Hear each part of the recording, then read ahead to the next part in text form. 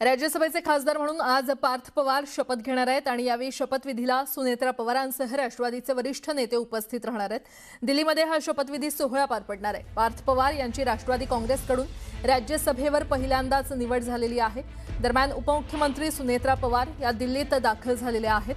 पार्थ पवारांच्या शपथविधीला त्या उपस्थित राहणार आहेत।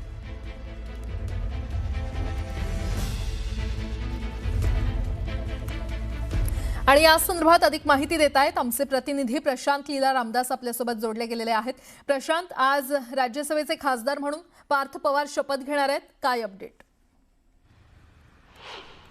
बरोबर, राज्यसभेचे खासदार म्हणून पार्थ पवार जे अजित पवारांचे पुत्र आहे ते शपथ घेणार आहे। राजकीय दृष्टिकोनातून हे पवार कुटुंबियासाठी देखील एक अत्यंत महत्त्वाचा क्षण असणार आहे, कारण की पार्थ पवार यांच्या नावाने पुन्हा पवार कुटुंबातून एक पवार पुन्हा केंद्राच्या राजकारणात सक्रिय होत आहे। एकीकडे शरद पवार, सुप्रिया सुळे नाते, आता पार्थ पवार हे केंद्राच्या राजकारणात सक्रिय असणार आहे।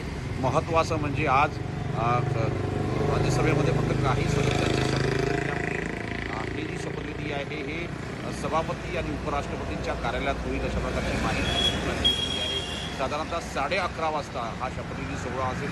पण महत्त्वाचं म्हणजे या शपथविधी सोहळ्याला एक आगळेवेगळं स्वरूप असणार आहे, कारण की या शपथविधी याला सुनेत्रा पवार असणार आहे, ज्या राज्याचे उपमुख्यमंत्री आहे आणि वर्तमान सध्या राज्यसभेचे सदस्य आहे। त्यांनी अजूनही राजीनामा दिलेला नाही आहे। त्यानंतर माजी केंद्रीय मंत्री आणि वर्तमान राज्यसभा सदस्य प्रफुल्ल पटेल असणार आहे। त्यानंतर लोकसभेमध्ये खासदार असलेले सुनील तटकरे यांनी